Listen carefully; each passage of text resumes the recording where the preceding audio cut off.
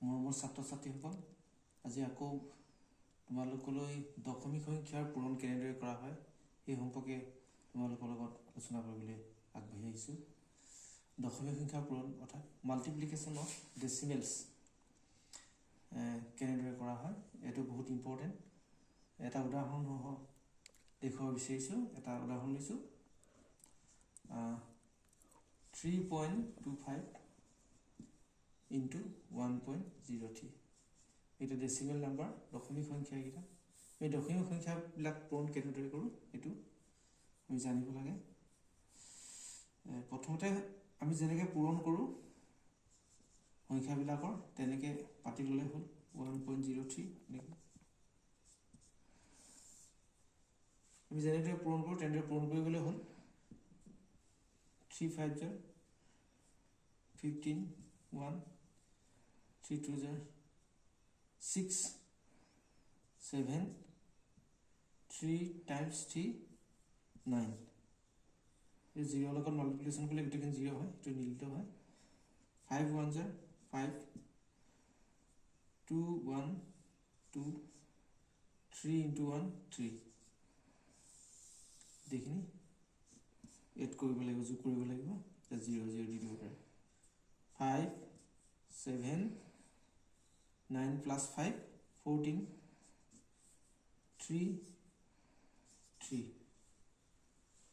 এতিয়া আমি দশমিকটো ডেচিমেল পইণ্টটো ক'ত বহাম, ডেচিমেলটো ক'ত বহাম, দশমিকটো ক'ত বহাম, এতিয়া হিচাপ কৰিব লাগিব। ইয়াত এই দুটা নাম্বাৰত দশমিকৰ পাছত কেইটা ডিজিট আছে, কেইটা অংক আছে আমি হিচাপ কৰি পালোঁ। দশমিকৰ পাছত 1 2 3 4।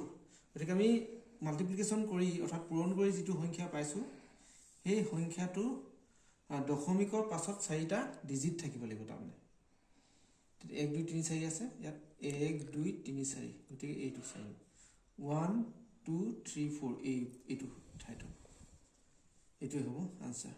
এতিয়া বাকী যেনেকৈ পূৰণ, খালি দশমিকটোহে কথা আছে। দশমিকটোত হিচাপ কৰিব লাগিব দশমিকৰ পাছত কেইটা ডিজিট আছে, 1 2 3 4। সেইমতে 1 2 3 4 এই 4টা ডিজিটৰ আগত এই দশমিকটো হ'ব, এইটোৱে হ'ব আনচাৰ। এইটোৱে। আৰু এটা উদাহৰণ দিব বিচাৰিছোঁ দশমিকৰ পূৰণ। এইটো 0.03 ইনটু 0.05। এই দুটা ডেচিমেল নাম্বাৰ পূৰণ কৰিবলৈ সহজ। 3 5 জাৰ 5 times of 3 that is 15। ডেচিমেলৰ পাছত দশমিকৰ পাছত কেইটা ডিজিট আছে, 1 2 3 4, গতিকে 1 2 3 4 এইটো হ'ব আনচাৰ। কিন্তু আৰু এটা উদাহৰণ দি গৈছোঁ। যিকোনো এটা ডেচিমেল নাম্বাৰক আমি যদি 10 মাল্টিপ্লাই কৰোঁ, ডেচিমেল পইণ্টটো সোঁ চাইডে এঘৰ যাব। ইয়াত কি হ'ব, 3 1 3।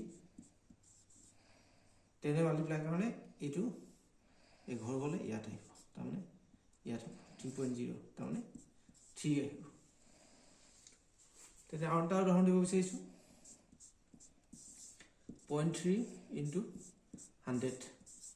তেনেদৰে 100 মাল্টিপ্লাই কৰিলে ডেচিমেল পইণ্টটো দুঘৰ যাব, দুটা 0 আছে, গতিকে দুঘৰ যাব। তেতিয়া কি হ'ব, 30। তেনেদৰে। ধন্যবাদ।